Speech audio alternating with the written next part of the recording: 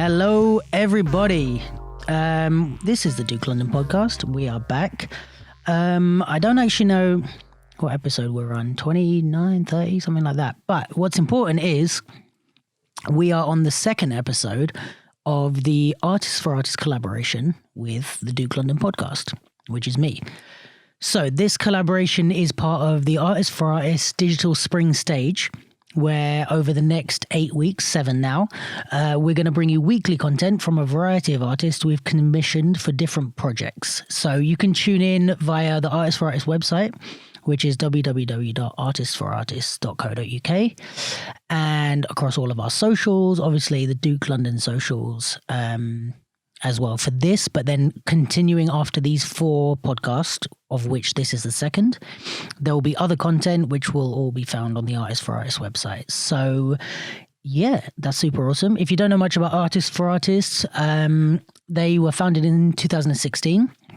They are a trailblazing initiative activating artists and sector change for the UK hip-hop dance company.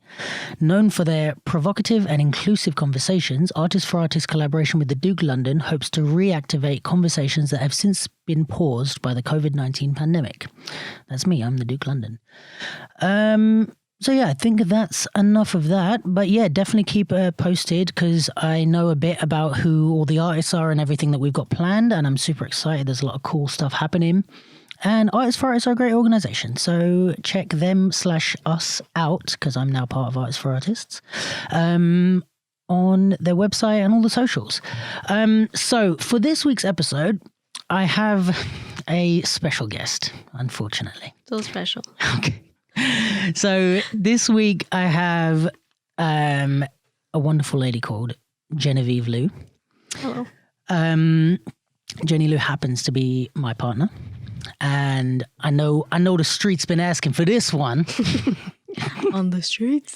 But this is a bit more of a focused conversation, as this is part of the Artists for Artists collaboration. So Geni is here in her capacity as a wonderful producer and member of the UK dance scene, but she's originally from Montreal and she has a lot of experience. She's done a lot of cool stuff. So we are going to more talk about her in a professional context as opposed to getting wild and rowdy, but that will save that episode for another time because that's coming. So fans of the Duke London podcast, if you want to see this get uncensored, stay tuned. Stay tuned. But yeah, hi Jen. Hello. How's it going? I'm good, and you? Yeah, I'm good.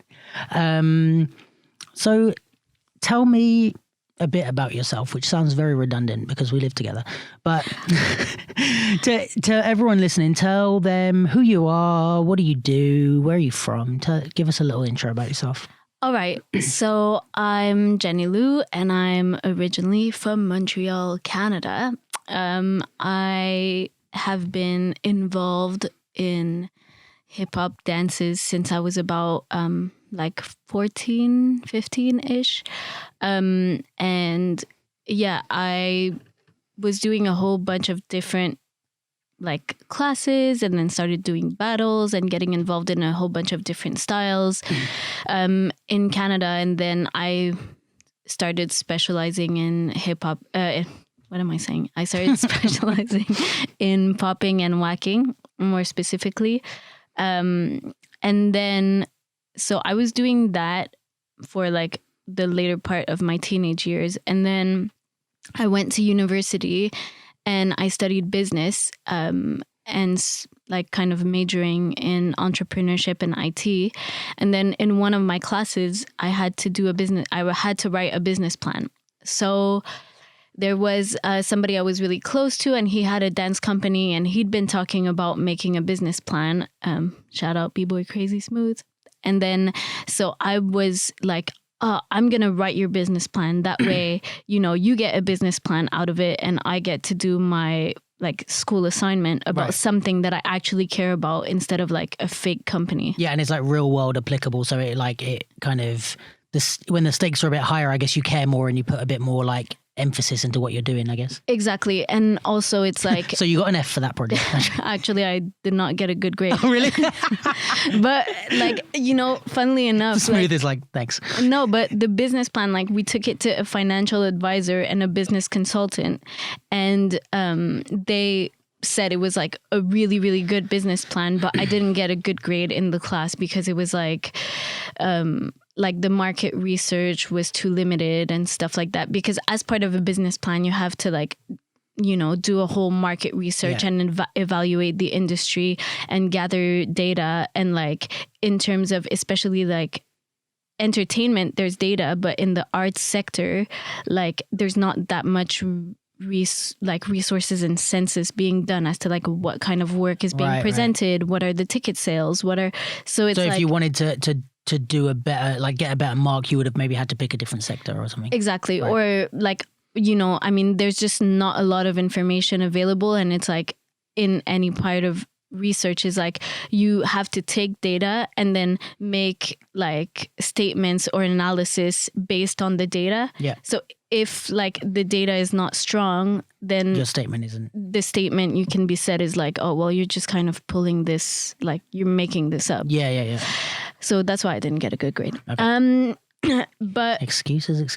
Yeah. With that said, after I did the business plan, he was like, I would like you to come and start working for the company. So that was kind of my first step into like producing / admin assistant / strategy / so like starting to apply the business like mindset to something I cared about, which was like dance and hip hop dance specifically. So all through that time I was still dancing, and then after that I also started working with Spicy, who is like she is like a pillar in the Montreal hip hop community and the Canadian hip hop community. And she had produced an event for a number of years called Bust a Move, which had grown to be in a venue of like 3,000 people. Yeah, I remember watching Bust a Move on YouTube and stuff. Exactly. So then, you know, Smooth kind of told Spicy about me, and he was like, if you need help, you should really bring her on. Yeah. So then I started like assisting, producing with her. So that was like in my early 20s. Yeah. I'm 30 now, just for reference. So early 20s, and then still dancing through that. And then after that, I went to OSA, Folkhögskola in Sweden, to kind of... Just explain what that is, because it sounds like you just said a random bunch of words. So it's a dance program that exists in the middle of nowhere, rural Sweden. I've been there a few times. It literally is in the middle of nowhere. Fairyland in the woods, quite literally. And there's a program that focuses on street dance there. So, you know, after I did university and all of that, I was kind of like, okay, I still want to dance. And I feel like if I want to try to pursue a career in dance, like my time is now, you know. So let me take some time to invest in that. So I moved to Sweden for a year, did the popping program there. And then from there... Oh, quick question. Why did you move to Sweden as opposed to, like, to pursue your life as a dancer as opposed to the States? One would assume that LA or New York would be more of a viable option. Yeah, I think, like, funnily enough, even if you're Canadian, like getting a visa or like the paperwork to actually legally be in the States and be allowed to work is like, you have to jump through a lot of hoops, and it's very expensive. Whereas in Europe, there's a lot of countries that you can get like work holiday visas or a student visa, and the process is quick and easy. Yeah. And also for me, it was a lot more about like developing my dance in like a structured way, as opposed to just like going out there and trying to find the people and like, because you wanted the guidance. Yeah. I didn't say it before, but before starting university, I like decided to just go spend 6 months in Paris when I was 20. And I had never been overseas before. And I just like took an apartment and, arrived in Paris and be like, right, I'm a dancer and I'm here. Yeah. Where's the work? Where's the work? And how do I improve and get better? Yeah. And it's like... And everyone in Paris went, go fuck yourself. Pretty much.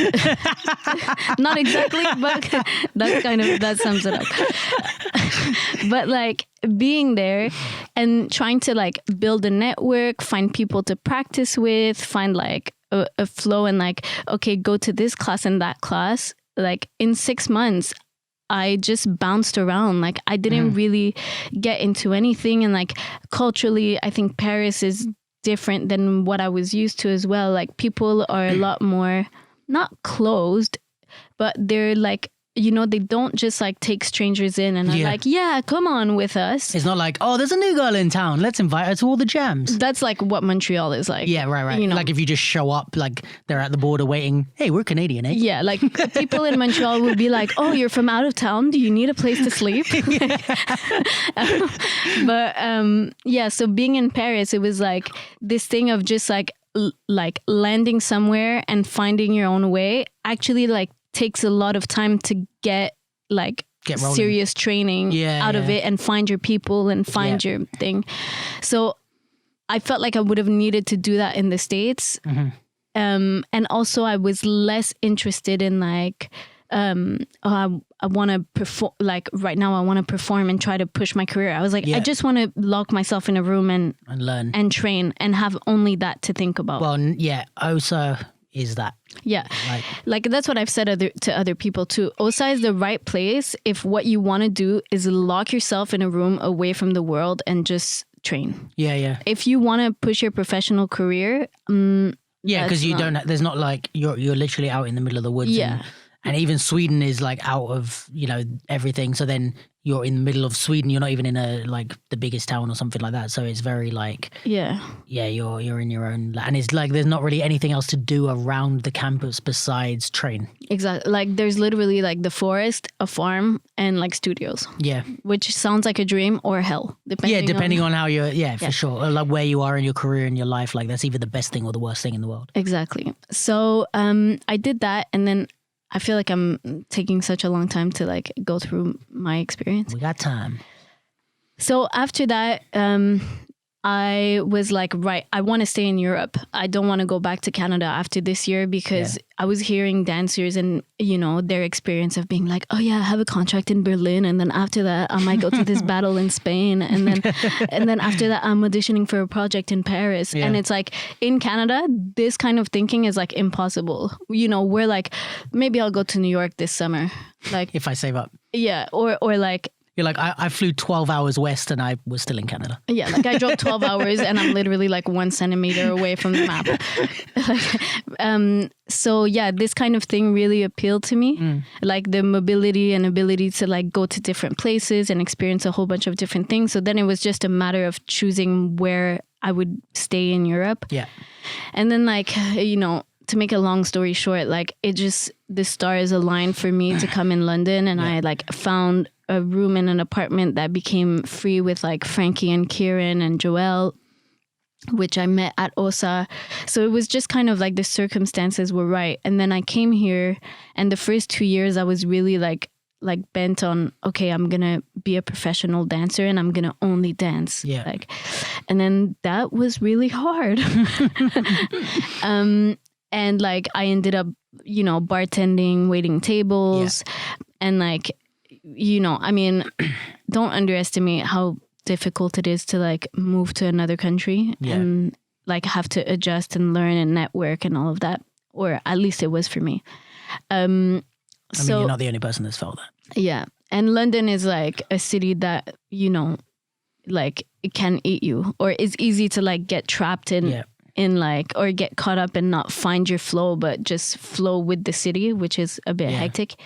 So the first 2 years were really hard. I didn't really quite make it as a dancer the way I thought I was gonna. And then after that, I had to go back to Canada for a few months. And when I came back, I kind of made a conscious decision to like, right, if I'm not going to full time be a dancer, then I want to go back to like doing producing or like admin work. And that way, if I have to work like part-time as a dancer and part-time as something else. I'm doing it as something that is like upskilling me and developing me professionally rather than like serving beers. Yeah. You know? Right. So then I was And it's like in the environment you want to be in. exactly. And it's something I care about and it's something I have skills in and it's something that I know I can make a difference. So then I started actively pursuing like my role as a producer again. Cool. Let's pause there. Yeah. What is a producer? Let's have this conversation, because I think even in the theatre world, I know people that don't know what a producer is, or they think it's like a music producer. And then especially outside of that, it's like, you know, there's a lot of battlers that are like, what the fuck is a producer? What does that mean? So when you say you're a producer, what are you saying? So first of all, there's a lot of different capacities or like roles that a producer can like take. So and still be called a producer. Exactly. So you can work within an organization and be a producer. Like there's producers at Sadler's Wells or The Place or whatever. And then you can be a producer, like you produce events. So you organize and put on events. And then you can be a producer, like working with artists in theater or as a freelancer. So would you say a producer is somewhat of an umbrella term? Yeah, I would say. And depending on like the specific artist or the specific context, like the exact job definition might shift where, you know, maybe maybe one person will be more focused towards a certain aspect of the job and less of the other. But once I explain my perspective, I think it'll make more sense. Like I see the producer as like, you know, Elastigirl from The Incredibles, like she, like the elastic lady. Is that her name? What's her name? I think so. No, it's not. Anyways, Elastigirl. Is it? Whatever. The elastic person. It's like you're holding all the parts together and you're the link. Right. Like you're the link between all these different moving parts that need different things and that are demanding and like need communication, need organization, need all of that. Yeah. So, you know, in that sense, like there is an aspect that's very much about like logistics and coordination and like communication and making sure everybody knows, you know, what's going on and what's the next step and all of that. But I think there can be also an element of like strategy of like, right, what are we doing next? What should we be pursuing? Like looking to the future and saying, I think this makes sense for us, or, you know, in terms of what we want to do, and then putting whatever needs to be put in place to make that next step happen. Right. And would you say that, because for me, my question was always like, so what if there's like an event, which is to me like an event organizer or like an artist support, admin support kind of, but like, what if I'm an event organizer and I apply for a position that says producer, but it's actually like supporting a theatre company through that? And it's like, yeah, but I've only put on events. But would you say that the reason there's not different titles is because there's so much transferable skills that it's like, if you can produce an event, you can produce this. It's just that set of skills can be applied in lots of different places. Yeah. And it's like, you know, for me, the thing is, it's like, okay, let's say you're producing an event. You have to think about, okay, what is the flow of the event like? Like, who's the DJ? What's the artistic vision? Yeah. What's the mission? How does it all fit together? Like, and then you have to coordinate and like make sure everyone's on the same page so that the event feels like coherent and like altogether. So in that sense, like a lot of the skills and a lot of what you need is going to be transferable to like, okay, let's say the theater.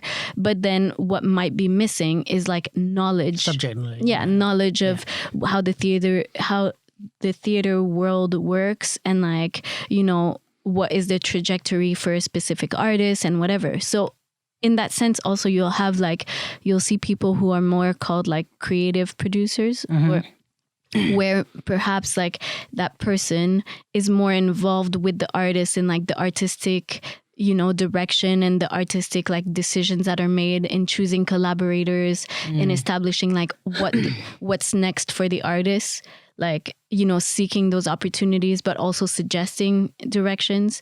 So I think that, you know, for me, and there might be people that like see things differently, but for me that's a little bit more like the creative producer role, rather than like some of them might lean a lot more towards like the organizational and practical and like, okay, like you don't have any say in the creative, but you just kind of like get everything else done. Do the contract, make sure everyone is contracted, make sure everyone has their schedule, make sure all of that, which is like more on the coordinating side of the role. But I think like producer is all encompassing of that, but then it just depends on like who else is involved, and you know the makeup of that changes depending on the context and the person.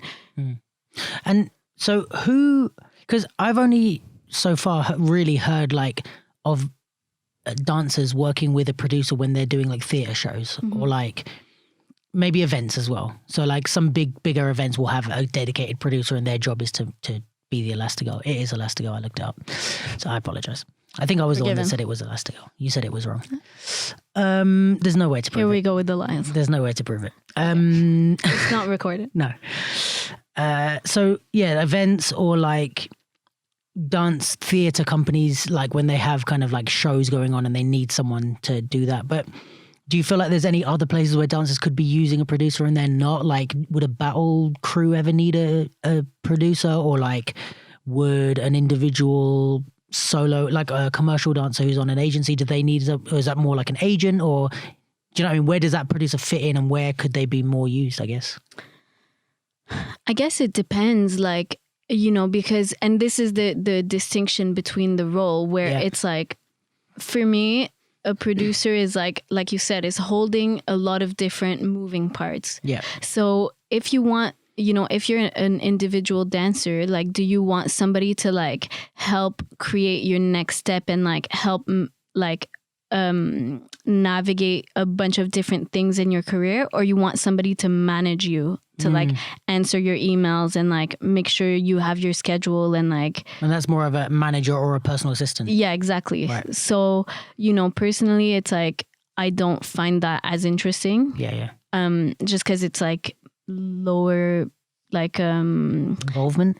Yeah, and it's less like complex problem solving. Yeah. You know, I think for me, I'm more like stimulated if there's something challenging in front of me and not just like performing an administrative task, although there's nothing wrong with that. So yeah, I would say like, you know, a dance crew, like for example, I started producing for AIM. Okay. Which is a AIM collective, which is popping crew, which I'm part of, happen to be. But let's say like, okay, what makes a difference between a crew and a company? Like ideally we want to start doing professional work as a crew, but then it's like, okay, what is the image of AIM? What is our branding? What do we want to do next? What are the steps to get there? Like, what do we represent? What do we stand for?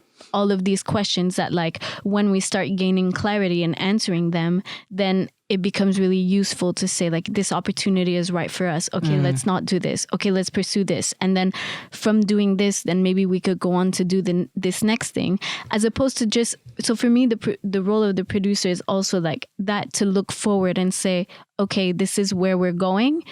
Instead of just sometimes like what happens, I think, with dance crews or dance companies, it's like, okay, we'll just practice and we'll just wait for someone to call us and ask us to do something. But I guess like the traditional way of seeing that is like having a manager. How I would imagine it is like, I would think of that being a manager. So it's like producer can also be kind of a manager of sorts. Yeah, but I guess it depends like on the context. Yeah. And like the kind of support that is needed. Yeah. But yeah, it does have like a managerial, like a big managerial aspect. You're managing the relationships between all of those people. So even in the theater, let's say like you have a lighting designer, a composer, the artist, blah, blah, blah. And it's like, you're the one who's like making sure everyone gets what they need and what they want and what they need in order to like deliver the best work that they can deliver. Yeah. So part of the role is also like to manage all those relationships and the like human part of these things. So there is management in it. Yeah. And the other thing, I guess, which a lot of people would be confused about or would want to ask is like, because I guess like say you want to start a theatre piece or you want to start a piece or you want to do a solo or whatever. And it's like, at what point do I make enough money to be able to hire a producer? And like, how does that get to that point? Because I guess you would need a producer to get to that level where you're making money. But then if you don't make the money, how do you hire a producer? What would you say about that? Well, I think there's a lot of people who are interested in producing and aren't too like sure how to start or how to go about it. And there's a lot of artists who like want producers but aren't too sure and like about how to go about it or how that happens. But the thing is like, and this is a really important part that is often like underrated, I think, is like the idea of building a team, so it's like in a producer, like what are you looking for as an artist? Are you looking for someone who's just gonna like write your application for you and do the tasks that are difficult that you don't know how to do, but you just don't really want to do them, so you want to get somebody else to do them? Or you want somebody to like build with you and be part of your strategy and input into like your, the direction of your company or all of that? Because artists in general, like, tend to be very protective of their work, of their company, of their project, of their idea. And it's like don't touch it. Like, like it's my idea and I don't know what it is yet. And like, it's a vulnerable place and I for sure understand it. But at the same time, like being a producer coming into that is like, well, if there's nowhere where I fit and I have room to like contribute apart from you telling me to do like write an application, then I'm just your PA. Exactly. So then it's like you're looking for an admin person and then go look for an admin person. Yeah, like an assistant, someone who you can literally, they're there to just collect the paycheck and do what they're told, not someone who, because I guess that could be a way of like, I guess with like AIM or whatever, it's like, it's not like Sean came to you and was like, hey, here's your salary, do you want to be our producer? It's like you joined as a popper, you believed in the mission and the direction of the company, and you happen to have skills. So then you kind of naturally move towards that position and you're like, well, if you're going to this meeting, let me come because I can help or whatever, blah, blah, blah. And then it became like, right, now after all, you weren't, that wasn't the first day in AIM. You were like, I'm the producer now. Yeah. Look at me. Like I am the captain. But you were like, after a while you were like, got so involved in the direction of AIM that it made sense for you to like help. And also Sean felt comfortable, I guess, with, I'm speaking from a bit of behind the scenes knowledge, but I guess Sean felt comfortable to let you help push the direction because he believed that you believed in him. You know what I mean? And weren't trying to take it in another direction or do something different. Yeah. And it was really like a reciprocal, like, we will have like reciprocal exchanges about like, what do you think we should do next? I think we should do this.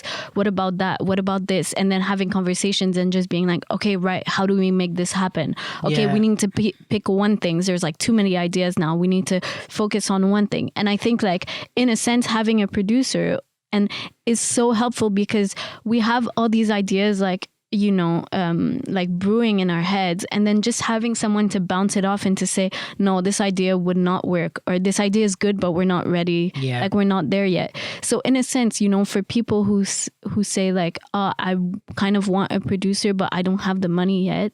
It's like, there's a producer that doesn't have the experience yet to be able to charge you. Yeah.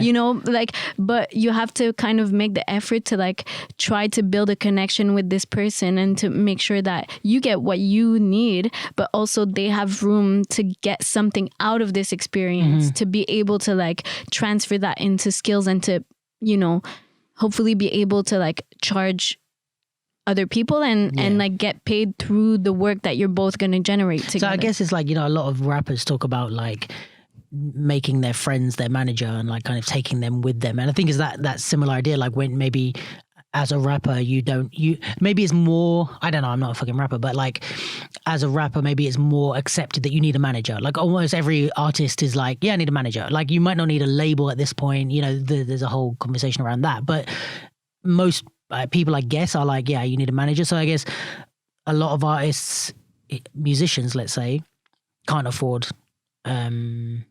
a manager, so they would be like, oh, I've got a friend who's like sick with organization and emails, like let me put them on.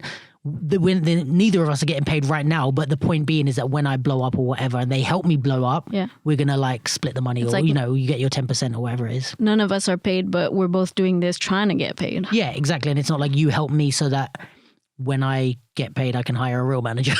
Yeah. And also it's just like, if you bring on a producer, it's like, you bring on a producer, but you're like, don't question my art and don't tell me what I should do next. Yeah. And it's like, well, I mean, I wasn't gonna, but like, if we I'm not really part of any of those conversations. And again, I'm just a PA. I'm just a PA. Like I'm your secretary. I'm answering the phones. I'm sending emails. I'm not doing anything. So I guess like a producer would be more like a partner. So would you, if artists are looking to move from, especially like hip hop artists, I mean, this is what we're kind of talking about, but like if they're looking to move from, let's say like just the kind of, I do battles now and then, or I do a couple of showcases, and they're looking to move into more longer form, more mature work, more artistically deep work, I guess, in a way. Or like maybe just out of the like battle circuit. Yeah, or the showcase. So, stuff that you can't put together in a few weeks and rehearse and then just put it on stage. It's like, okay, this is a whole year process or whatever. Yeah. Would you recommend them to find someone like that in there? Maybe it's not someone who's maybe they can't afford to pay an active producer at the beginning, but would you recommend like find someone who's a team player and get them involved and get them to help you? Yeah. Rather than being, because I guess also the other, from what I've learned from you, is like the other side of that is that as a choreographer, you don't then have to wrap yourself up in all that. Like you can be like, right, I'm focusing on the choreography. Jen's going to come in and tell me like, even if you're acting as rehearsal director as well or whatever, you're like, right, I've sent the contracts out. This is happening. Go work on your idea. And like it frees you up as well a bit. Yeah. I mean, this is the whole idea, is that you like split, you like split some of the mental load of everything that needs to be done, but you both know like that you're working towards the same thing and the roles are clear. So yeah, I would say like start, if you're an artist and this is your position that you kind of want to start dabbling into that, like just even start talking to people who are more experienced producers and ask them what I should do next. What work can I do? Do you know people who are interested in being producers that I should meet? Like, just to kind of even put the word out there and put feelers, start meeting people, and eventually maybe you'll form a connection with someone that you're like, oh yeah, I feel like we have a good work dynamic and we're on the same wavelength, we have a similar working style. Like, and a lot of people say like in terms of an artist working for a producer that it's like a marriage. It's hard to find the right person. It's hard because it's got to be a team, so it can't just be anyone that could, like, again, if you're looking for a secretary, just can you get the job done? If you're looking for a producer, you're looking for a partner. Exactly. So it's not so much like, oh, do you have this list of skill? It's more like is there chemistry? Do we understand each other? Are we on the same wavelength? And so in that sense, like finding the right combination of artist and producer is like rare. And that's why when an artist finds a producer, often they stick together for a long time. Yeah. All right. I'm going to call in our guest for today, which is, I will explain when she's on the phone. But yeah, we've got this new feature where we're calling in people, and I think it's wonderful, guys. It's fun. And this is going to stay. So we're going to... Oh, it's working. It's ringing. Should we do a prank? No. Prank call. It'd be funny if she just didn't. Hello, is that Red Fox? This is Red Fox. Hello, this is Luke Lentis from the Luke, Duke London podcast. I'm great. We are here with Geni Lou. I don't know if you guys are familiar with each other. I don't think so. I don't think we've met.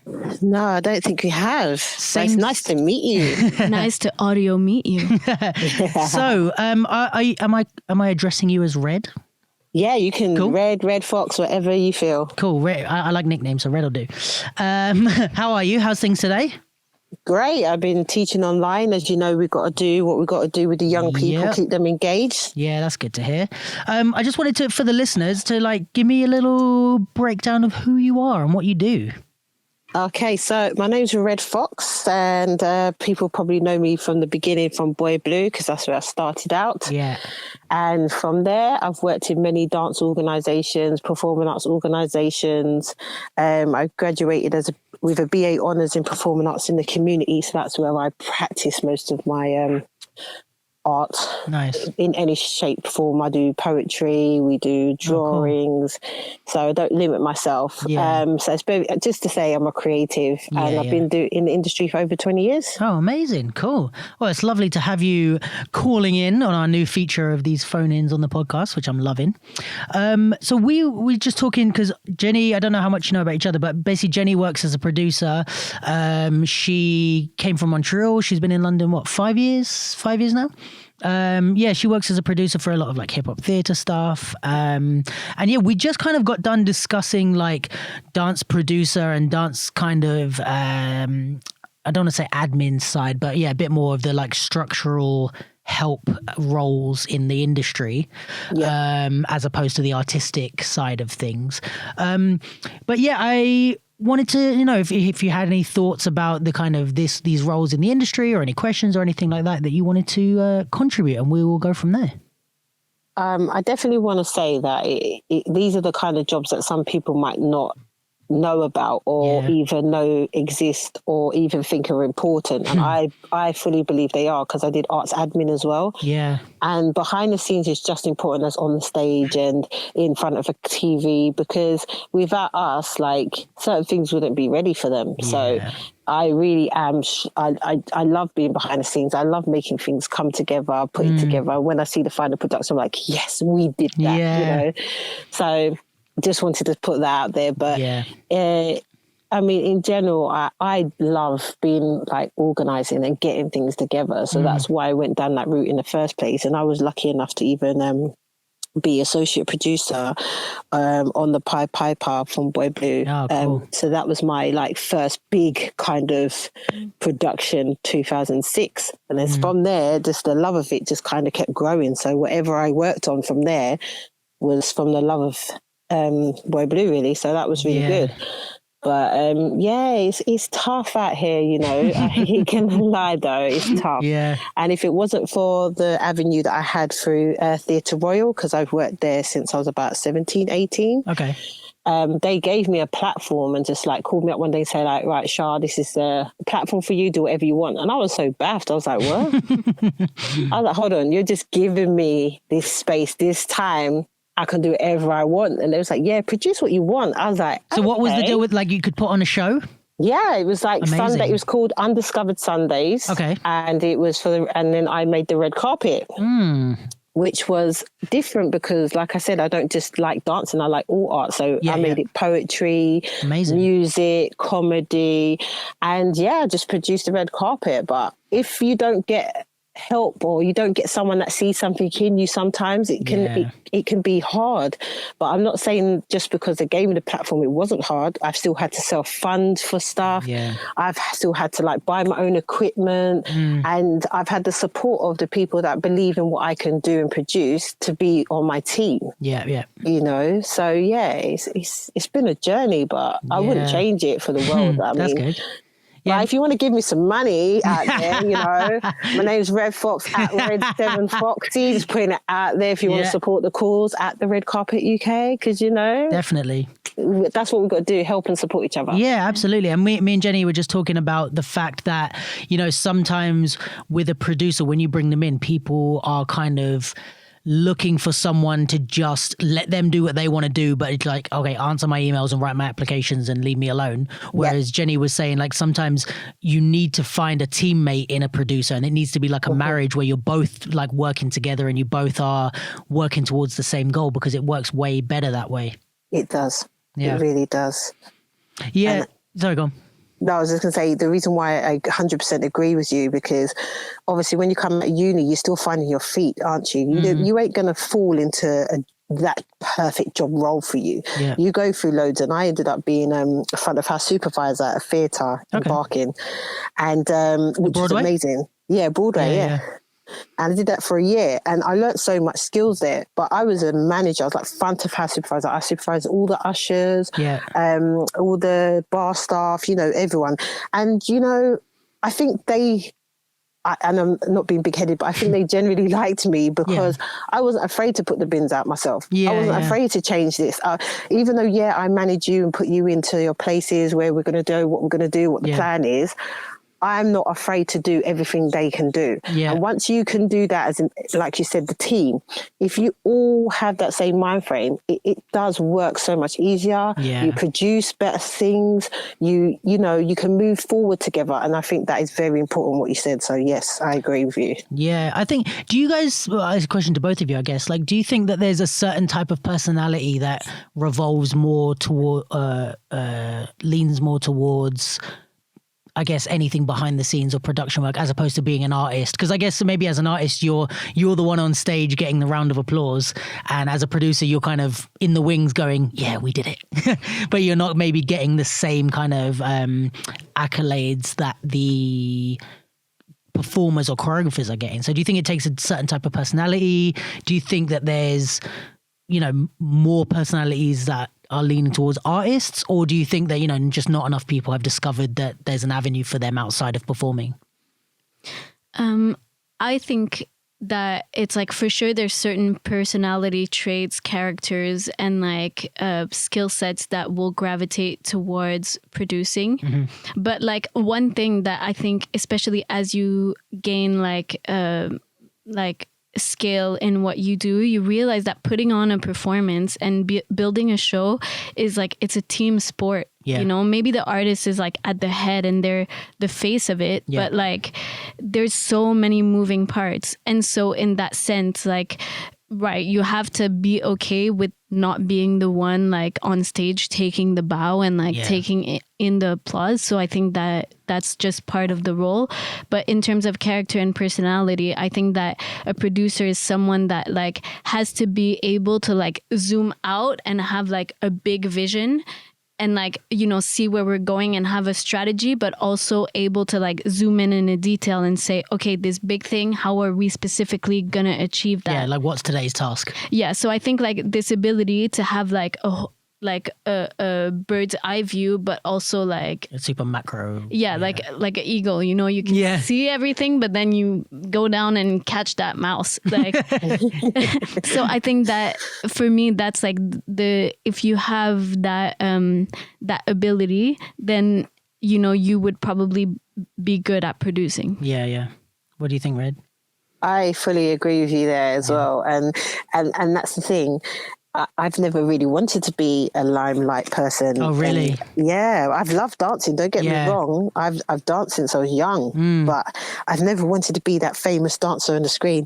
Right. But I absolutely love watching them, you know, and feeling like you're part of it. And, you know, and like Geni was saying, like you have to have a good, like kind of mind frame to that kind of, if it is technical, isn't it? Because you know, we might sit in a room at a table and do a reading and someone's like, I would want this to happen. Well, who's going to make that happen? You know what I mean? Yeah. You're the performer, but, you know, you want it to happen. We just have to magically make it happen. And we go out and find the resources for it and we'll find a good way to make that happen and stuff like that. So, yeah, I've never wanted to be that performer. I think I am that person that likes to find the solution and find the way to kind of put, like did I definitely believe that problem solver is definitely on the list there because I like to do that. So that's why I like to do what I do. Yeah. Did you perform in the Boy Blue when you were associate producer for Pied Piper? Did you perform as well? No, not for Pied Piper. I was only associate producer for that. Oh, amazing. So what was that like? Because that's quite a big thing. So was it when you watched it, you didn't get any sort of like, oh, I wish I was on stage? Or were you super happy to be like, yeah, we did that kind of thing? Do you know what? Right? Because obviously, you know, it's come back a few times. I did the original, first original one. That was when? 2006? 2006. Yeah. So I think, do you know what? I think the tiniest bit of me wanted to be on stage with them. Yeah. But I just loved watching it so much. I like, you start to naturally learn the moves. Yeah.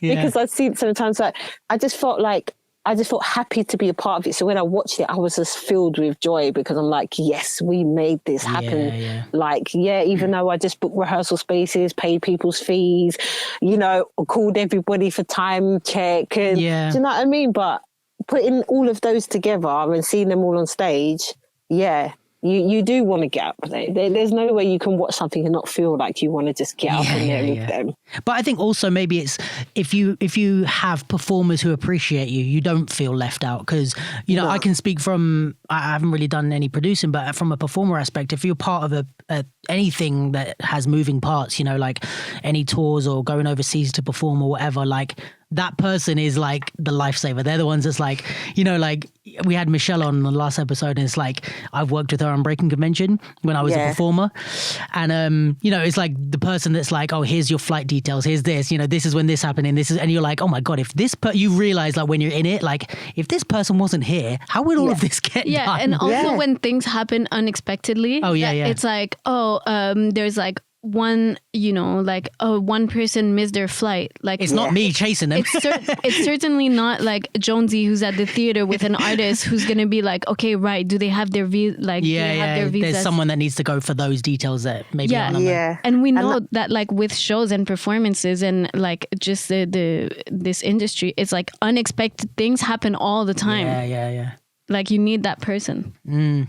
Yeah, and I agree, and that's one thing. I also went to Breaking Convention during a period of time, so I know what that all of that feels like, because you have a schedule and you got to stick to it and you got to keep to it, and anything can go wrong. You have to be prepared for it. You have to think fast, solutions, ideas, and get it in there. So it is very. I think a producer's job is very,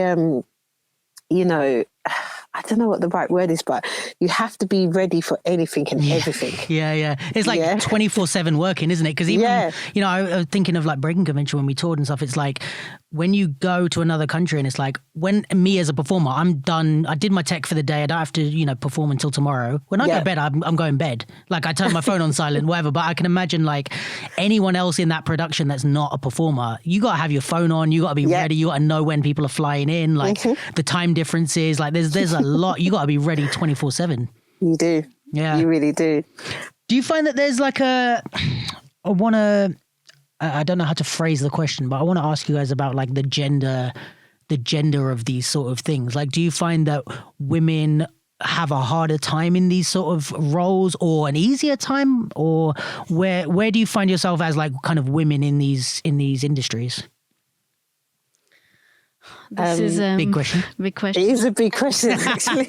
I didn't ask it in a very specific way either, did I? I feel like I can definitely like just speak for a whole day about like women in general and being like, because for me, this is actually like, okay, women in producing and in this industry specifically, but also just like as business women, there's certain things we experience. But I will say that like generally I've seen more women producers than men producers. A lot more women producing for male artists than a male producer working for a female artist. Interesting. Would you say the same, Red? I actually would say the same. I think there are a lot of female producers out there, but like you said, we're in the background, so you don't necessarily know. You only know if you know. Yeah. Do you know what I mean? So I think women, because we naturally have that organizational kind of let's get it together, we can be producers because of that. Right. Some men, and this is no disrespect to anybody out there listening, it's just that some men, they like to get on with the work and just, and get the work done. Whereas us women, we mechanically get those bits together so you can do that. So, and I think maybe it's also like, because, I think maybe it's the gender stereotypes that we grow up with is like, even though it's, it's not like the TV show Mad Men or like the 50s, where the woman is the like household organizer or whatever, but it's definitely true that there's remnants of that era in us still, so like there's still maybe a tendency for a gender stereotype to be like, if you're growing up as a little girl, you're leaning towards like, these sort of activities where you're maybe organizing different things. And it could be like a gender stereotype thing where, as a man, even maybe we're like, oh no, like subconsciously don't want to lean towards doing the organization thing. We want to be the face of it or something like that, because, maybe there's something in society pushing us that way, if that makes sense. Yeah. But I will say though, like, for me personally, like I do know some like male producers and I know like there have been like quite a few male producers and entrepreneurs who have like mentored and really helped me. Yeah. And but most of the time, like except for a few exceptions, like a lot of the times the men that I know who are producers are like entrepreneurs, so they're pushing and they're producing their own project as opposed to like supporting somebody else's art and somebody else's production. So like the only, I think, like men that comes to my mind that does that is Farouk Chowdhury. I know there's more, but like this is one of the only people that I met that I was like, oh yeah, like he's a men producer for other artists, and I haven't met a lot of men who do that. Yeah.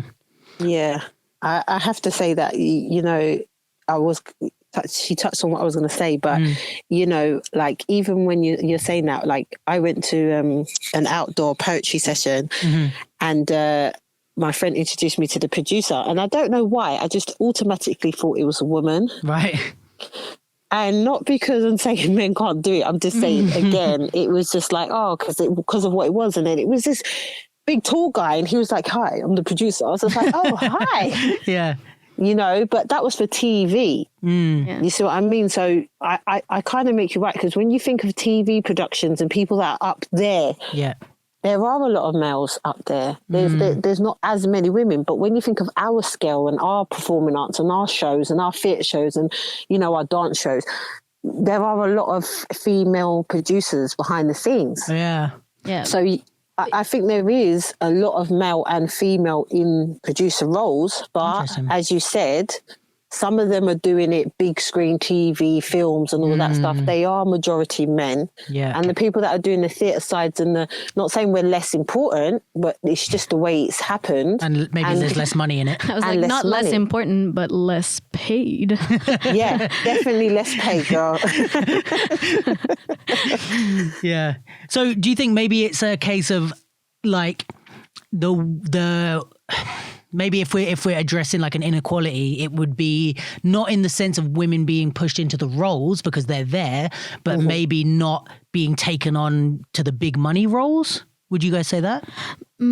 I don't think so. Like, I mean, because if we're talking about the big money role, like we're just talking about working in a different industry, because the art sector, just like, and especially dance and especially hip hop dance, like, just I don't know a lot of companies that are like working on big money. Yeah. Even the ones, you know, the NPOs like that, you know, people tend to think like, oh yeah, they have operating money and they're like that balling. Boy Blue or Z Nation or something. Yeah, but like the cost of their operation is also really high, so it's like it's more demanding and they get more money in, but they also put more money out, you know. So I wouldn't like, I don't think that it's a thing about like, you know, women aren't given the opportunity to like get highly paid positions in dance. I don't think so. Yeah. I mean, you know, maybe it's also, you know, just in general, the status quo of like women and men in business, you know, it doesn't have to be that it's specific to this industry that's causing, you know, any sort of leaning one way or the other. Maybe it's just in general, like. And yeah, I feel like actually, you know, there's this thing, and especially in hip hop dance, about like the fact that, you know, it's always kind of said in some way that like it's male dominated. Yeah. And I agree to the extent that it's like, it's a lot of men that are at the forefront, like that we see on stage. They're the choreographer, they're the leader. But often I'm like, you know, there's more men, and we want and we need more women at the forefront, being the face, being like all of that. Yeah. But also, are we not acknowledging like the whole force of like women that are driving opportunities in industry from like, but that you don't really see? You know, you see the opportunity and you're like, oh yeah, there's a call out for a digital something, and it's like, yeah, it's like women who are behind creating this opportunity, but because it's not a woman like face on the poster, then you don't associate it, I guess, with that. Because like what you both have said today is kind of like, you know, how important a producer role is and how much you need that role to make stuff happen. Like Red, you were saying, you know, on the Pied Piper thing, maybe you weren't on stage taking the bow, but you were like super essential in making that even happen. So for us to say that, you know, Pied Piper was a male-led thing would be incorrect, because without you, it might not have happened as it did, Yeah, and when you say it like that, you think about it, because obviously I worked with the theatre role producer who was one of them anyway. She was a woman as well, so we amazing. worked together. Yeah. But yeah, you're right. It was a male-faced organisation. Yeah. But yes, we was behind the scenes making it happen as well. So yeah. Again, what Geni was saying is right. It is true about, the men being at the forefront. Maybe they're on the pictures and the posters and they're out there, but we are here as well.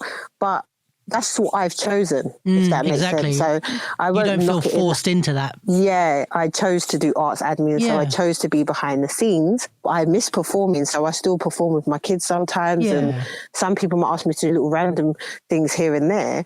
But my main focus is to make something come to life. Yeah, and I think this is my thing. Is like in our quest for equality, it's easy to forget to celebrate the women that we already have. Do you know what I mean? It's like we spend all our time saying there's not enough women.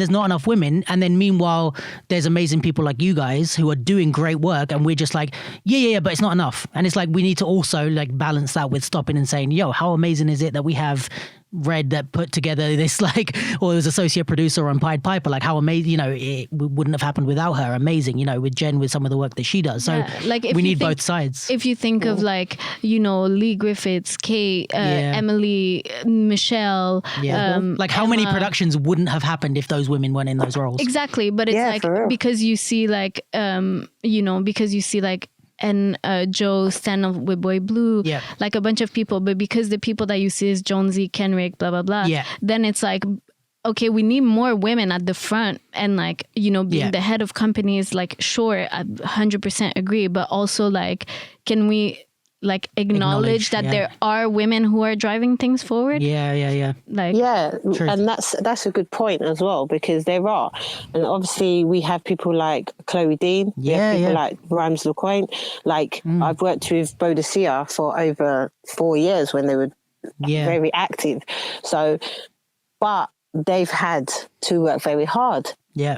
They've battled their way through the pool of male-dominated positions, and they've bust through, and they're creating, and they're still creating, and they're still making movements, and they're for female empowerment. So there are avenues now that are kind of there pushing the females to the front. Come on, girls, we're here, come along with us. Yeah, so, exactly. And if we don't celebrate them, then it's less inspiring for the other people that want to do that. It's the more we encourage those people, maybe the more, young women are going to want to get into these things. So, and that's the thing as well. And we need to love and support that as well. Boom. This turned out so positive. I love this. I wish I had a round of applause. I need sound effects, round of applause. Yeah, a little gunshot, is it Charlie Sloth? Tim Westwood style.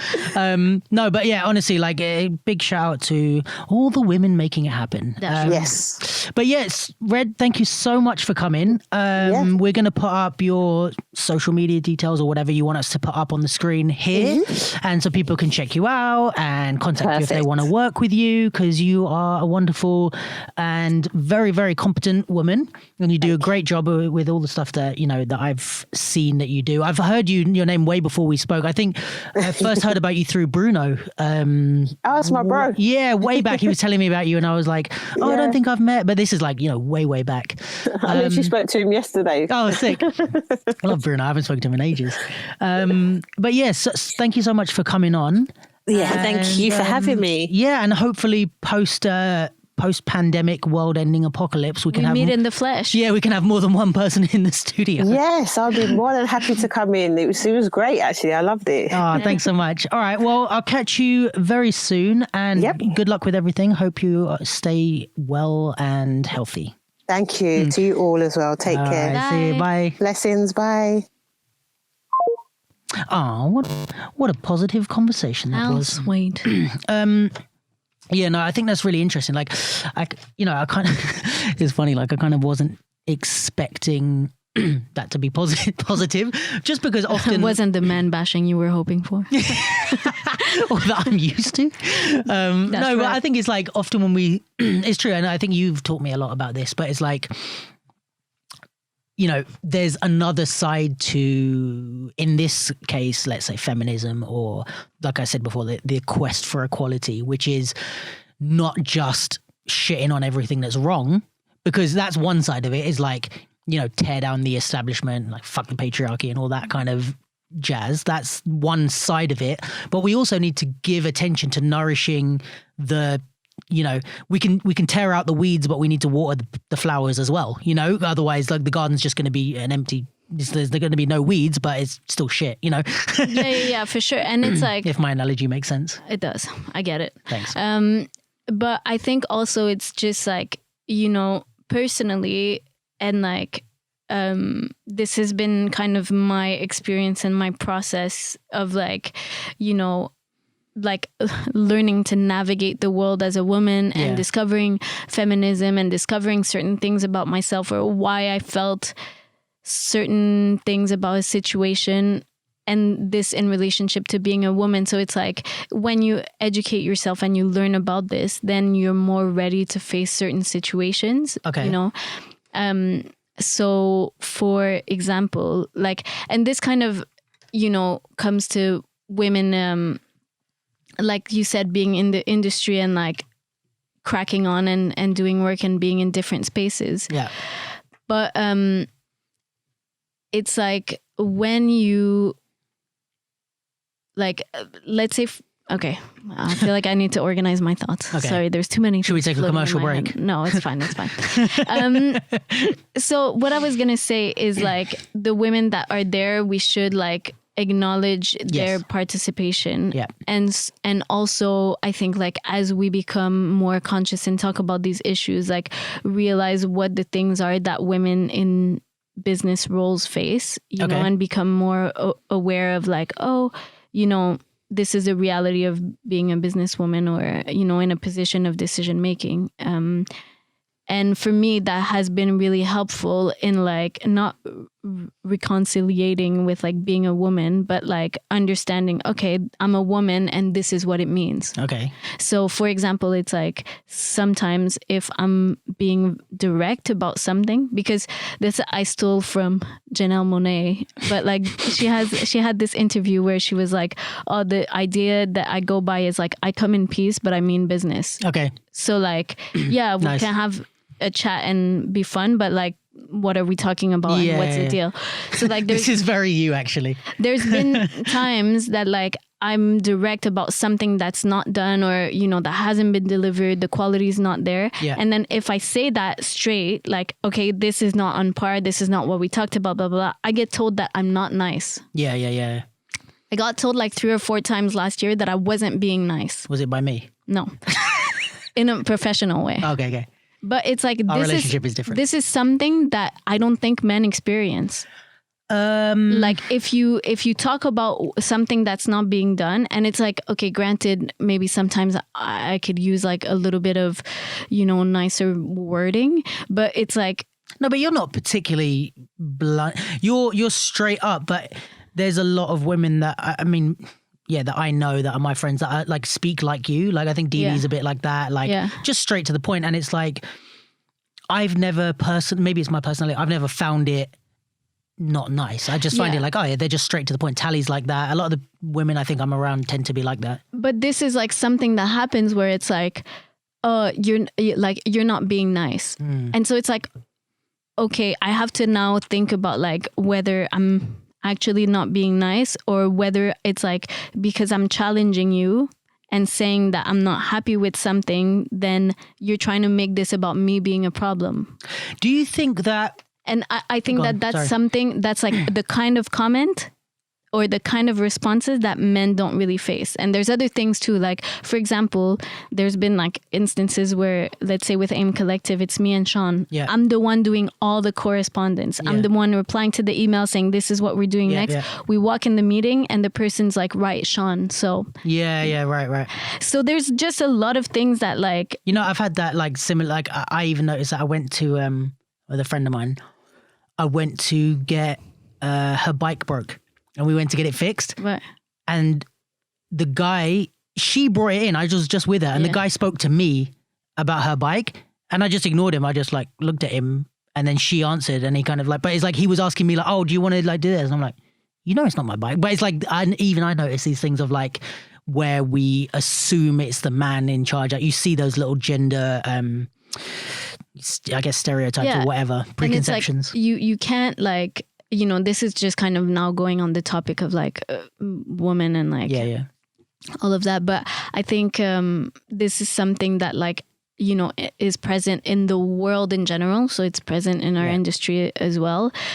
And that if people are more like, it's like, you know, a white person might not be aware of all the microaggressions and all the like little things that people of color have to face. And then other way around, like men might not be aware of like all these little things that women have to deal with, like on the regular, like dealing with you know, in an industry that has like a lot more men at the forefront and what we spoke about. So I think this is just like an interesting perspective or something to think about, maybe something to like ask your female friends and coworkers about. You know what I think is also interesting is like, I think that that's not just a woman thing. I'm not saying it's also a man thing, but in terms of like, I've heard this about minorities. Like if a black person, if they're the only black person in the organization, if they get told, like if they're trying to be strong and outspoken, like they could be seen as like the mouthy black person. Or do you know what I mean? It's like, it's easy for, I guess, like them to be labeled with these things when you're like, it's like a woman or a black person or a woman Mexican of color or something. It's like disability. So it's like there's a lot of I guess it's like white people have put a lot of stereotypes on women and minorities are based around this idea of like rowdiness in a way, if you think about it, being a negative thing. Yeah, I don't see it. If you think about every culture that have been oppressed by white people, right? Like the loud talking thing is a negative stereotype in all of those cultures. Or I find, like, I'm kind of saying this off the top of my head, but do you know what I mean? It's like the person that like shakes up the room and says that they don't like, it's like always seen as like a negative stereotype with women, with black people. It's like one of those things that it's like leaned into, I guess. Yeah. Do you not find? Yeah, I guess I haven't like really thought about it like that, but I think it's for me more about just like the person not being how you want them to be. But this is what I mean. Like, I think that's the reason for that stereotype being a negative thing is it's be part quiet, of the oppression. It's like, oh, we don't like women that speak up and are loud and blah, blah, because we want to continue to control the room. Yeah. Do you know what I mean? And like, if we allow them to like, you know, I guess it's going back to like that Mad Men era in the 50s or whatever of like the woman like having a say in the way the household is run. Yeah. Is not seen as like how my parents grew up with like, well, if we do this together, we're going to raise our kids better. It's if you speak up, you're going to take away from the man's power, which is, I guess, how oppression works, you know? I guess. But what did we start talking about that? I don't know, because I diverted the conversation in a weird way. But no, because we were talking about like women, you know, being celebrated, like the women that are present being celebrated. And being told you're not nice and stuff like that. And then I just went on a tangent. That's totally fine. We're here for tangents. It's the Duke London podcast. We are all about tangents. What up? The Duke Tangent podcast. Okay. The Tangent London podcast. You're getting lost. Okay, I'm doing a tangent. Yeah. No, but yeah, I definitely hear what you're saying. But I think this is important, especially from, I guess, like an ally place, you know, like if we're not a woman or like, you know, me as like I always describe myself as like a white man, but like I'm half Indian, so, you know, it's like. You're white presenting. Yeah, kind of. But like I always end up like putting myself in that box and then complaining when the world does it, but it's like it's me doing it. Yeah. Anyway, but like, I guess, you know, from an ally perspective, we should focus as much as we can on celebrating the people who are doing the work, as well as finding problems, you know, in the inequalities, I guess. It's like coming up like with solution to create more opportunities for people who aren't represented, but also acknowledging and like celebrating the people who are there. Yeah, like we spoke on the last episode about Colin Kaepernick, and it's like how he was a villain, and he was a villain to the people who opposed him, but he was also kind of ignored. But everyone was like, "Oh yeah, he's great," but okay, cool. Like that, like all the companies, all the like, they kind of didn't do anything. And then when everyone started kneeling. The whole thing, then he was a hero. Yeah. So it's like if we had, instead of, at that time there was, a lot of people, when he first did that, it was like, oh yeah, there's not enough people and blah, blah, like, again, focusing on the problems. But what if we had uplifted Kaepernick the way he was after, like earlier on? Yeah. Like maybe that would have, I'm not saying instead of, but as well as, that would have helped a lot. and this is the thing that's like, interesting and hard at times, because the thing is, it's like, okay, personally, I'm for, all the like these causes advancing and like having more women at the forefront and celebrating the women who are there more and blah, blah. But it's like, okay, then when I'm in a position of power or when I'm hiring, I'm the one planning for a project. Then for me, like, right, it's important to look at and say like, oh, what if this had happened? And what if like more people had supported? And what if all these companies had jumped on board? But it's like, okay, so fair enough to ask that question and to say the world would be a better place if that happened. But then for me, it's more like whenever I'm in a position, do I make sure that there's like women who are there? Right. Like, so like when I'm in a place of work, do I say, hey, why are there no women here? Yeah. Or do you say, well, I'm a woman that's here, so that's enough? Exactly. And so like then you forget about the fight once you're in the place. Exactly. So like, let's say one thing that's like stayed on my mind, because now I'm like the strategic manager for the Cat street dance program at Swindon Dance. Okay. And like, I was looking at who they hired as teachers in the past few years, and I was like, it's 90% male. Yeah. 50%, if not more, of the students are girls. Yeah. Like, why do they not have a teacher who looks like them? Yeah. And why do they have a teacher who's like the same gender but doesn't look like them? Like, everyone should get to learn from people who don't look like them and people who look like them. Yeah. So it's like, okay, and now that I'm here and I'm in a position where I'm the one who's arranging to like restructuring the whole program, but like also hiring teachers, I'm like, okay, I want, women of color, more women of color. I want it to be like equal across the board, because this is another thing about like hip hop in general. I'm going to say maybe this is controversial, but like we always look at like the Arts Council and other places to be inclusive. Like, you don't include hip hop artists and blah, blah, blah. But yet like, being inclusive means that within your own organization, you're hiring a range of different people. Right. So we want the Arts Council and theaters and venues to be more inclusive and welcoming. But yet you'll see an event with like the organizer is male, the DJ is male, the host is male, all the judges are male. And it's like the whole team, like the videographer is male, the photographer is male, and you'll have one girl taking money at the front. But do you like, I think it's, is that intersectionality? Is that something? Is that to do with like, where it's like if you're, I don't know what the word is, maybe I'm just talking shit, but like if your anti-racism work doesn't include feminism, or if your feminism doesn't include anti-racism, it can't be just like, oh, there's loads of black and brown people in this event, but you're all men, or like there's loads of women here, but you're all white. It's like it has to mix. It's about equality, not just that. Or like just about, being inclusive of the people who are part of the community. Like there are women who are part of the community, but they're not included in your event. Like you're just making them pay at the door, but like they're not getting any like space to do their thing. So like events is like one thing that I feel like is super obvious for me, like that I see like how, heavily like male facing it is. And again, you'll have some female producers working on events, but it's like, is it a conscious decisions of the producers and of the organizers to make sure that like the events are inclusive? I don't think I don't think it's a priority. Summer Dance Forever. I don't think it's a priority. Sometimes Je sais plus doesn't exist anymore. But I'm just saying, like, and you know, I understand that there are like, I understand that in decision making, there's a lot of factors that come into play, you know, and that like are things that I don't even think about. So it's easy to sit here and criticize and, you know, talk about these things.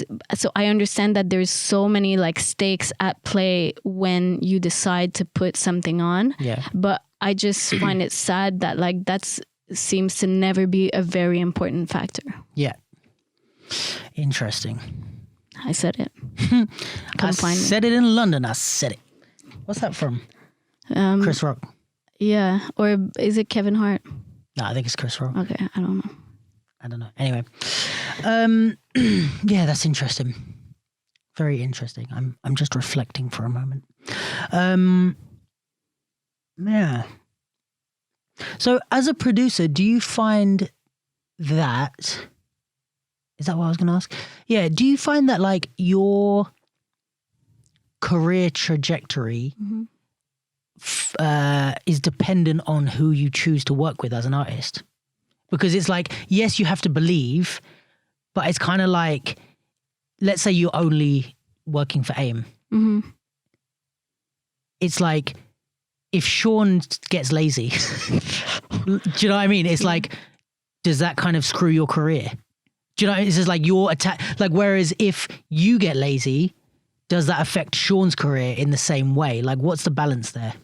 I mean, ideally, the idea is like, yes, you know, but, you know, there's like, and again, it depends on like different people, but a lot of like producers, I think, have like different artists or a different like a portfolio of projects that they work on. So it's not only depending on like one, you know, like all your eggs are in one basket. Exactly. That's what I was going to ask you, actually. That would be my method as a producer, is like, let me not just have one person that I'm throwing all my... Exactly. But by the same token, it's like, hopefully by the time you have formed a partnership and of a producer with an artist, you both have like a desire for like a long-term and like a plan for a long-term trajectory. So that even if the person gets lazy, it's like, okay, but you don't have a choice. Like, this is your job. Like, you have to go do this project. We booked this project. So it's like, ideally, you know, I'm not really interested with like, at this point of working with artists that are like, oh yeah, I want to do this piece, but then after that, I might just take like a 6 months break.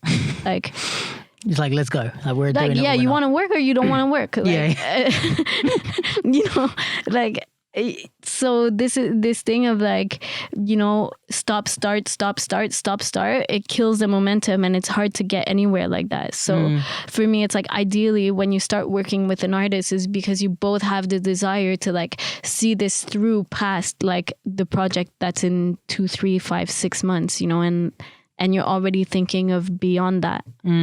Like, you have to be thinking like 6, 7 months ahead. So if you're already thinking, I'm not sure I'm going to want to do this in 8 months, well, let's not start. Yeah. Yeah, that makes sense. And then things happen, you know, people are like, oh, finally I did it. I hated it and I don't want to do this anymore. And they stop. And then or, you know, you get in a fight, then something happens, a relationship breaks. Well, you have other projects. And then like, there's always like, the more that I'm doing now, the more that I'm getting asked to do things. Yeah. It's the same way any business works. Exactly. So in that sense, like, and especially funnily enough, right now, COVID time, for producers, a lot of producers I know are like, oh my God, I have so much work. Like, it's crazy. I've never been so busy.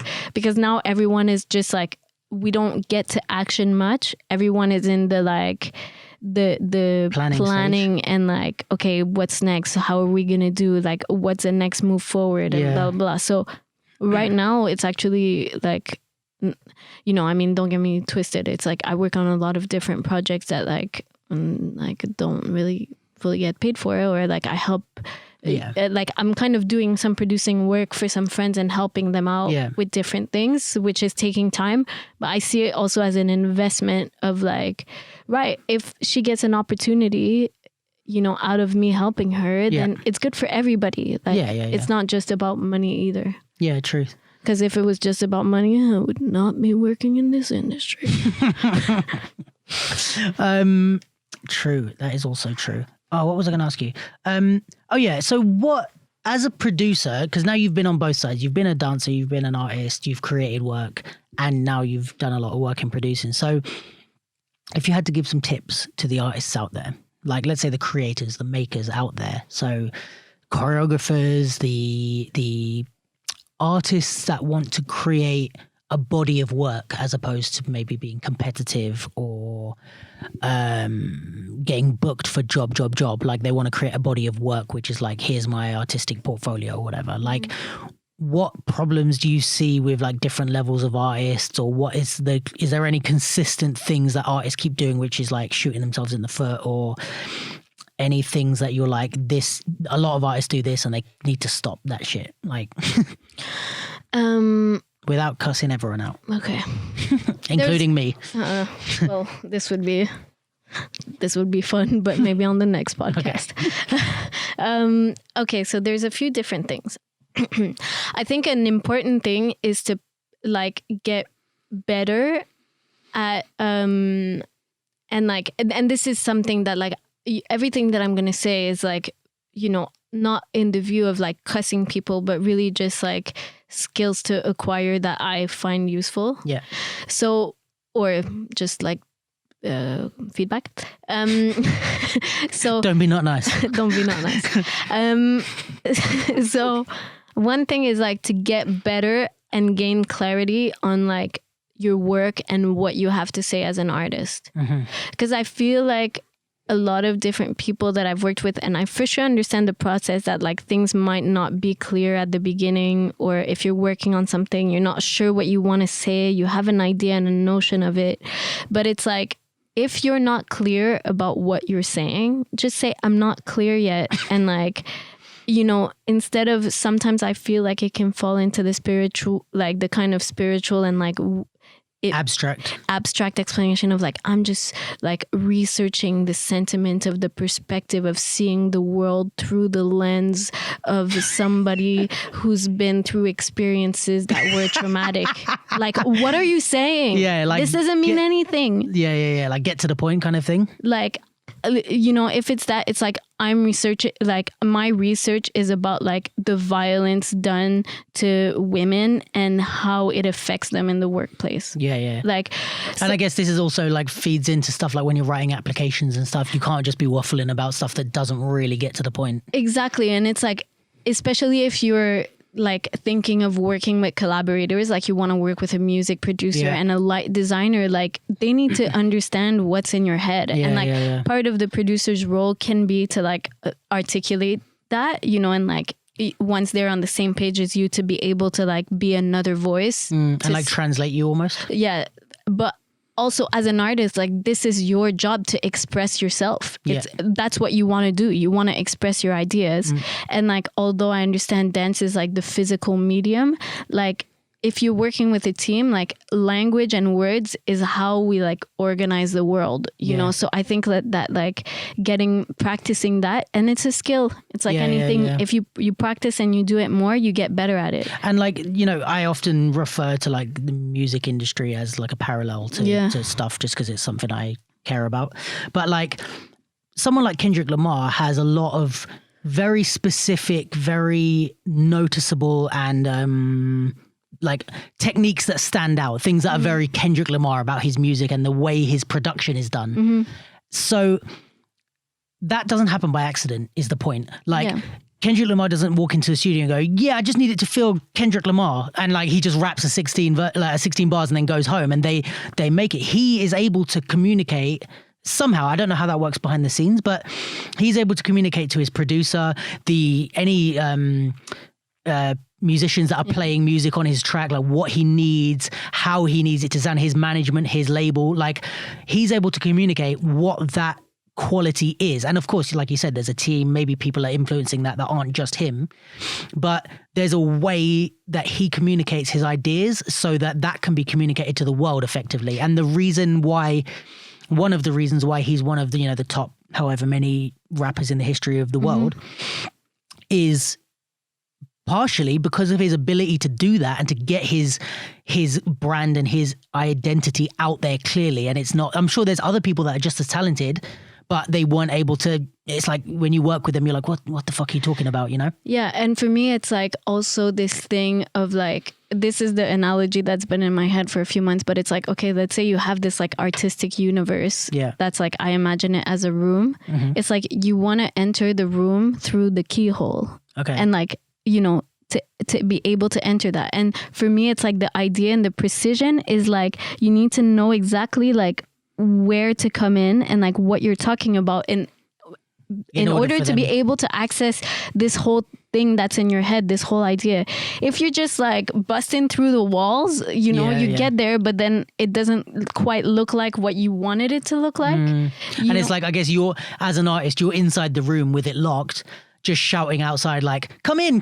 Whereas like if you tell them exactly which key to choose from outside, what does it look like, where does it go, where the keyhole is, then they can open it and to join you in your world. Exactly. Right. So I think like as artists, like it's helpful if you gain like clarity about what is it that you want to say and what it is that you want to do, and then to be able to like communicate that verbally with other people or written. And one thing I would add to that as an artist side of it is, and I'm telling this to myself as much as anyone else, is not getting defensive. Because I find myself doing it. Like I have a producer that I'm working with, Gabby, she's wonderful, on my company, and she will question me about stuff and just come to me and be like, yo, I don't understand what you're talking about.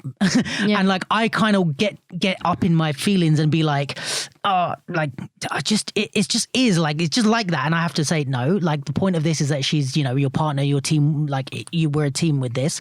So I have to like calm down, don't get defensive and be like, right, maybe I'm not maybe I don't know what I want to say. And just like, I think as an artist, I can vouch for that, like admitting that you're like, I don't really know. It's tough. Like it feels like you're saying you're not a good artist or you don't have a point to your work, which is, it hurts a bit, like to have to admit that to someone. But I guess that's why you need that relationship where you have a producer who doesn't make you feel like shit or whatever. Exactly. And it is like, you know, like I've been there too, you know, and it's like, it is a vulnerable place and it is like, especially when it's something that's close to your heart. And someone's coming and going, what are you talking about? It's something like personal that you want to express, but you don't really know how. So it's like, you're not fully clear about how you want to say it. And then you try to articulate it and the person is like, oh, that doesn't really make sense. And you're like, oh, you just don't understand me. And it's like, okay, but also like you're not making it and it's easy. Your job to help me to understand. Exactly. And so I think that's like a big thing, especially for like artists that are like maybe wanting to explore more with theater and like expressing a specific idea that's in their head. Like I think that's something that's really, really helpful. And then the other thing would be like to start building a team. Okay. And how does one go about building a team? And who would that team consist of? You would be probably better than me at answering that question because you're actually quite good at building teams. Oh, look at this. You admitting I'm good at something. This is a new... It's a new segment of the podcast. Yeah, what persona is this that you're putting on? No, but honestly, like even with Gabby and with Elephant and just... Elephant is my company. Making an Elephant is my company, for context. In general, like I think when you have projects on, you're quite good at bringing people on and like engaging them, leaving room for them and stuff. So it's like it's hard to do all alone. And at the same time, it's like goes back to what I was saying before. And you might not have the money to pay that person, but you like want to build something with them. So it's like, as an artist, if you want to have a long career, you're not going to do it alone. At some point, you're going to need people to help you. And at some point, you're going to need to like build partnerships and collaborations. So like start meeting people. Like, but does building a team, because I'm imagining like, okay, I'm a solo artist, let's say. I've done some shit and I want to build an hour-long solo and I think I've got a great idea. Because I'm thinking of hearing this for the first time, and I'd be like, what does it mean to build a team? Like, does it mean I can't do a solo? Does it mean like I have to have like a crew of dancers or a company of dancers? Or does it mean I need to find myself a manager, a lighting designer, or this or that, a musician, a music producer? Like, what is it that we need from a team? Well, it depends what you're doing and what stage you're at. Yeah. And it depends and this is your job as an artist too. It's to identify what support you need. Right. Like, and you know, how do we do that? So to a certain extent, like, and this is one thing in the hip hop community and, you know, even in the dance industry in general, it's like people are very, very, very generous with their time, you know? So it's like, I don't know how many times, like I have so many people that I know that I can call on if I have a question and I'm not sure about something, or like, same here. You know, like Artists for Artists are a great example of that. And like, I don't know how many times I like texted or emailed or called Lee and I was like, I'm doing this thing, I'm not really sure what I should do next. Or like Crazy Smooth, same, I can call him. And now like Farouk has helped me as well to clarify certain things. And it's like, I have to also say on that note, because it would be wrong of me not to also give flowers, but it's like me coming up in the UK industry, in the UK like hip hop scene, let's say, like I heard so much shit about people not being supportive and blah blah blah. Just everyone complaining about stuff like that. But my experience has been insane with the amount of people in this scene that have helped me. And I'm not just talking about friends of mine that I care about or people that I've worked with. Like I've called random people to ask for advice. Like I might have said this on the podcast before, but like when I didn't really know Brooke that well, I've called him and been like, yo, someone asked me about a judging job. Like, how do I even begin to charge for judging? You know, people that I've like publicly disagreed with, like Kashmir, have spent hours helping me with my dance, you know, behind the scenes when no one was there, like spending time training me and answering questions and stuff. And it's like, I haven't paid any of these people, you know, like there's so many people that have gone out of their way to like help me just for the sake of helping, you know, and have never come back and asked like, oh yeah, by the way, you know, I did help you with your dance. Can you do this for me? Like, so, and to a certain extent is the same with producing, like Michelle, Jonesy, like a bunch of people who have more experience and who are doing what you might want to do. Yeah. Like you could just reach out to them and be like, hey, can I buy you coffee? Yeah. Or call you. I have some questions. I'm like, I've done, and you know, I would say be prepared, like have some questions. And like, this is what I've done. This is what I want to do. What do you think I should do next?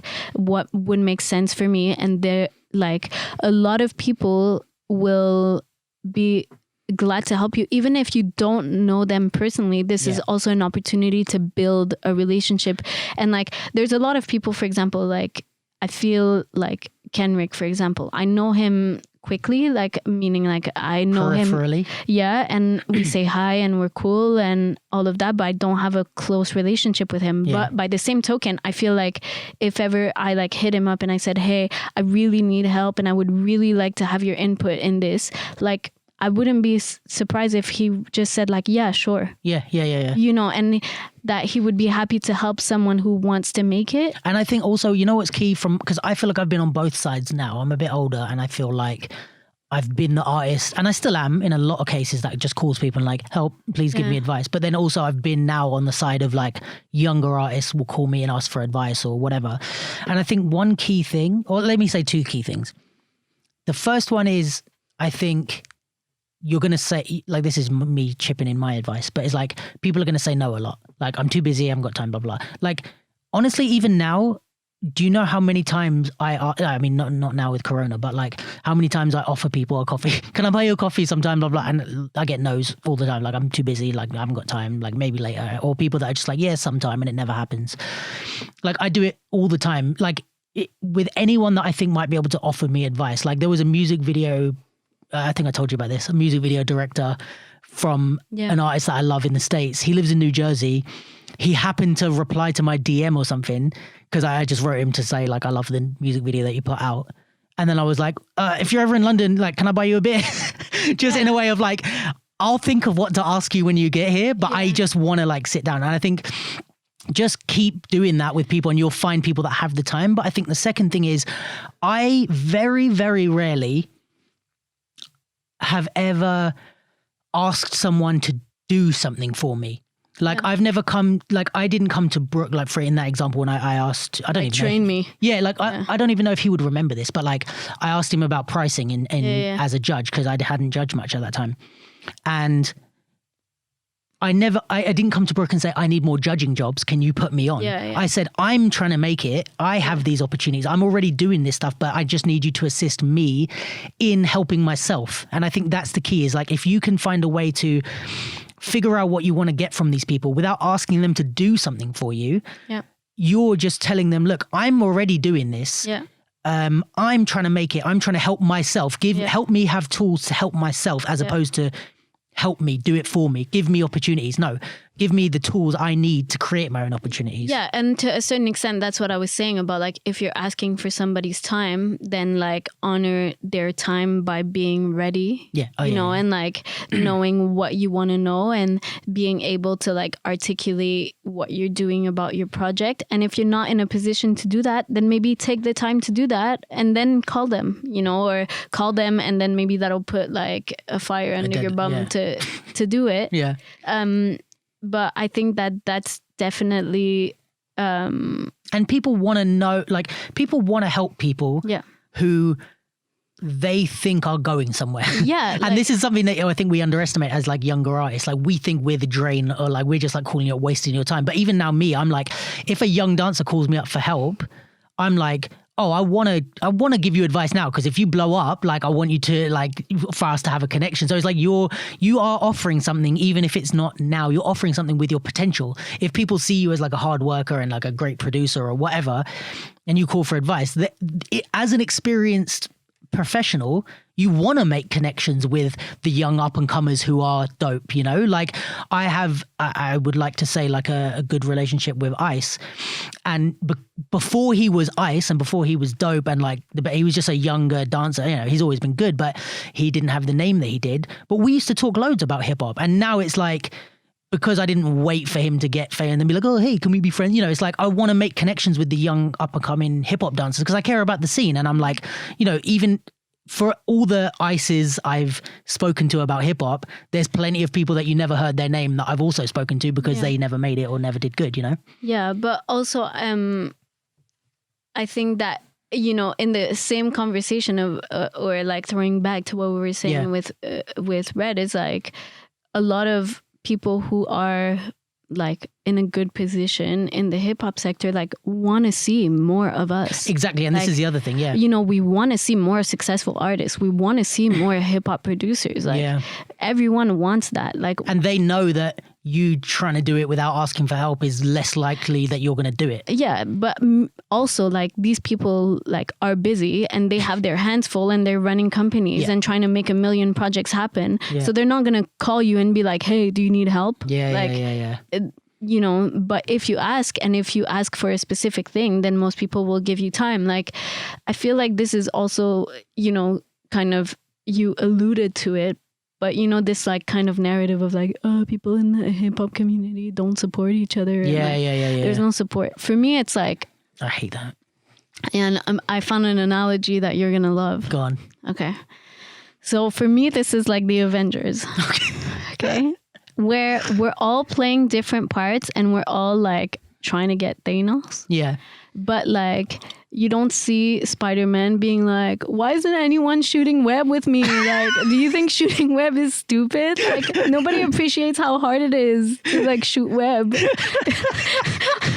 You know, Iron Man is just like doing Iron Man. Yeah. And then Black Panther is doing Black Panther. And like maybe Ant-Man in a conversation in his living room will be like, it's really hard to get really, really small and then to grow big. And he's going to have a talk about it. But like, this isn't like, oh, no one supports how like tiny I have to get. And when I fight, it's really hard. Like, okay, but this is not the point. Like, we're all trying to do the same thing in different ways. And I guess also it's working with your analogy, it's like what you said about asking for something specific. It's like if Ant-Man is there going like, it's really hard to get small, no one cares. And it's like, yeah, we do. We're just doing other shit. Like, do you need something? If you're like, oh yeah, I don't know, I'm like rolling with your analogy, but like if I'm Ant-Man and my powers don't allow me to like, fucking do something, I might call Iron Man and be like, I need help on this specific thing because my powers don't help me with that. And then Iron Man's going to go, yeah, cool. You know, whereas if you just sit there going, why isn't he helping? It's like, with what? When? What? Like, what do you want support with? And I'll help you. Exactly. Like, it's like, you know, when they did the attack all of them with like the girl who who like calms him.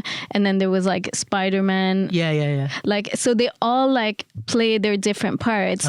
And then like they all complement each other and they all help each other. But like they established how that was going to happen before. Yeah. It wasn't just like, you know, and then you have the movies where like one is helping the other in a more specific way. Yeah. And then they both go on their own mission. They all have their own movies but then they're all fighting for the same thing. Yeah.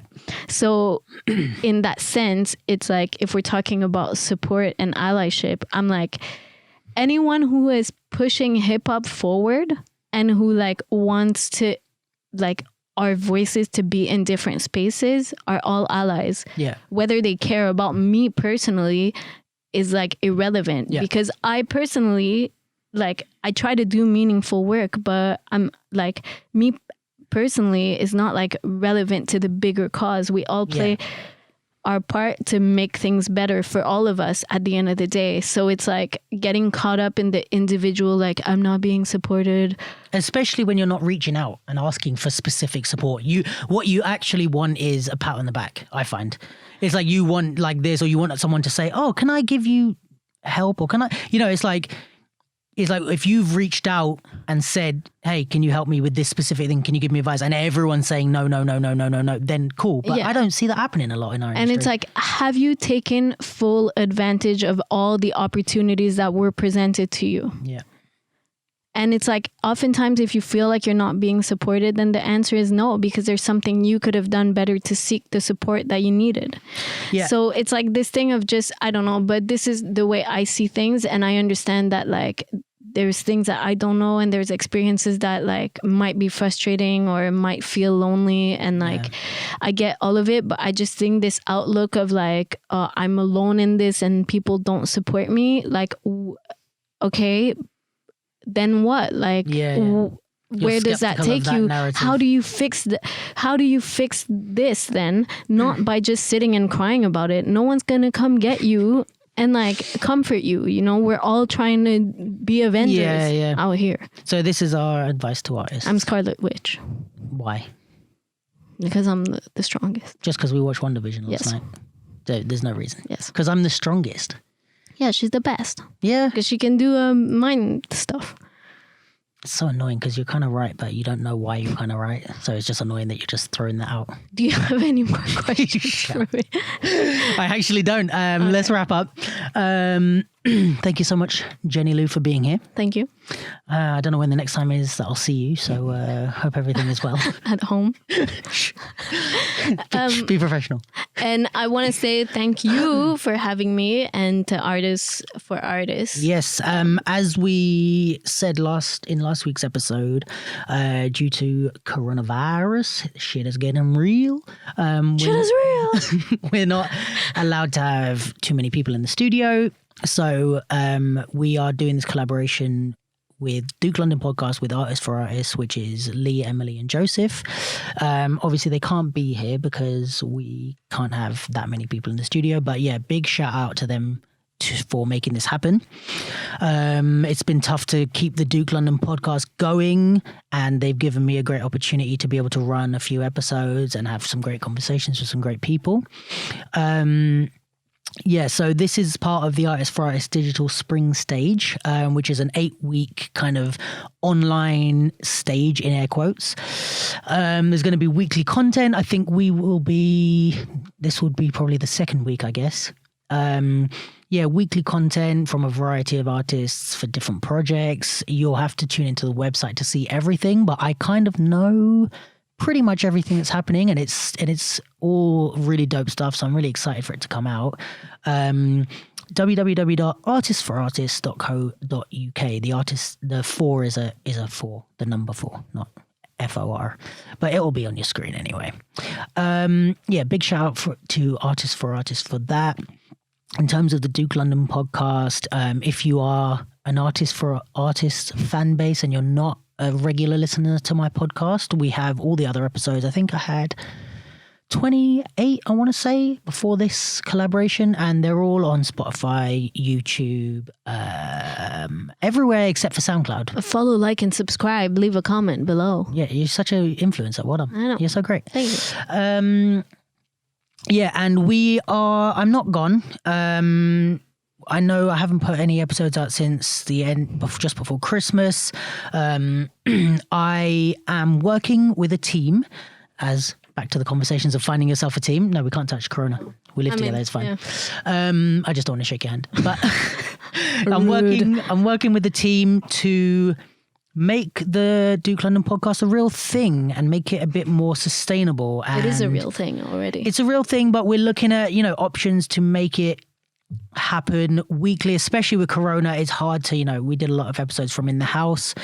And I want to, make it into more of a kind of regular institution, I guess, or something regular. So I have a team and we're working on it, and we will definitely be bringing you something at some point, but we're kind of taking the time doing the behind the scenes work so that when we come back, doing the producing part to come back strong and consistent, because I don't want to rush. This is why I keep going on about these Zoom podcasts that I don't want to do. I don't want to rush it. I don't want to make it cheap, easy content. I want to really put out a good product because I care about it, and I really value all the feedback that people have given me and said that they enjoyed it. So he does. He tells me about it. Shut up! Stop embarrassing me at work. I'm never having you back on again. The next one is going to be worse. I'm not paying you. Anyone that's been rocking with the Duke London podcast from the beginning, or not from the beginning, I super appreciate you. Anyone that's come here via Artists for Artists, we as Artists for Artists appreciate you. And keep an eye. If you don't know anything about Artists for Artists, please go and check out our socials and our YouTube and everything. Artists for Artists do great work, so they're definitely worth kind of keeping up to date with. And that is all. And we will see you next week. You can subscribe to all the stuff, leave comments and all that, like Jenny said, as a producer. At Geni Lou. At Geni Lou on Instagram and Facebook. It's going to come up on the screen. Find me. It's going to probably be there right now. While we're Slide in my DMs. Okay. About work. Yeah, of course. With work opportunities. Stop winking. Stop winking into the microphone. Okay. They can't hear you wink. All right, before this gets silly, let's wrap up. But thank everyone for listening, and I will catch you next week. Outro music. You're going to be able to edit it in. I'm going to leave this part to make you sound stupid. Okay.